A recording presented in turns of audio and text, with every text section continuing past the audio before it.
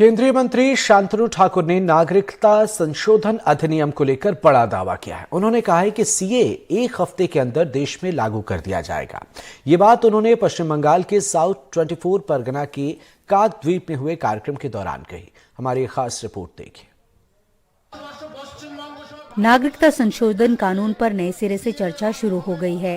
केंद्रीय मंत्री शांतनु ठाकुर 7 दिन के अंदर कानून लागू करने की बात कर रहे हैं। पश्चिम बंगाल की मुख्यमंत्री ममता बनर्जी ने इसे राजनीतिक हथकंडा बताया है। उनका कहना है उनकी सरकार पहले से ही शरणार्थियों को नागरिकता दे चुकी है। ये बात उन्होंने कूच बिहार की एक बैठक में कही। राजवंशी बंधुरा अपना तो इतिमধ্যেই नागरिक जिन्होंने एनआरसी के खिलाफ लड़ाई लड़ी अब वे सीए चिल्ला रहे हैं। ये राजनीति है। हमने सभी को नागरिकता दी है। उन्हें राशन मिलता है, वे स्कूल जाते हैं, छात्रवृत्ति, शिक्षाश्री और हर योजना मिलती है, ठीक इसलिए क्योंकि वे नागरिक हैं।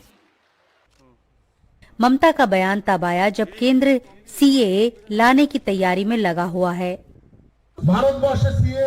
अगले 7 दिनों में सीएए लागू किया जाएगा। माना जा रहा है कि लोकसभा चुनावों से पहले ही इन्हें अधिसूचित कर दिया जाएगा। इसके लिए केंद्रीय गृह मंत्रालय ने एक ऑनलाइन पोर्टल बनाया है। पूरी प्रक्रिया डिजिटल की जा सकती है। नागरिकता लेने के लिए इस पोर्टल में आवेदकों को वो साल बताना होगा जब उन्होंने बिना वीजा भारत में प्रवेश किया था। पूरी प्रक्रिया आसान होगी और आवेदकों से कोई दस्तावेज नहीं मांगा जाएगा। सीए की जरूरत भी नहीं है और सीए यहाँ लागू भी नहीं होगी। पश्चिम बंगाल में साफ सुथरा भाषण देके फायदा नहीं है कुछ। आप इसमें खुद को भी जस्टिफाई नहीं कर पा रहे क्योंकि जो नागरिक है उसको दोबारा कोई नागरिकता नहीं देता है। किसी धर्म विरोधी कानून नहीं बनाया गया, बल्कि वो राष्ट्र के हित में, जनहित के हित में लोगों को के लिए ये कानून बनाया गया और वो लागू करने पे उसका बाकायदा सर्वे होगा, सर्वेक्षण होगा। सीएए के तहत बांग्लादेश, पाकिस्तान और अफगानिस्तान से 31 दिसंबर 2014 तक भारत आए प्रताड़ित गैर मुस्लिम यानी हिंदू, सिख, जैन, बौद्ध, पारसी और ईसाई को नागरिकता मिलेगी। ये कानून दिसंबर 2019 में संसद में पास हुआ था। संसद में पास होने के बाद इसे राष्ट्रपति के पास मंजूरी के लिए भेजा गया था।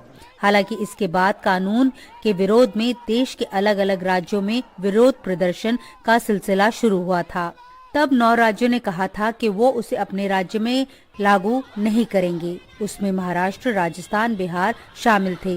लेकिन अब इनमें बीजेपी की सरकार आ चुकी है, इसलिए माना जा रहा है कि यहाँ मुश्किल नहीं होगी। लेकिन गैर बीजेपी राज्यों में इसका विरोध हो सकता है।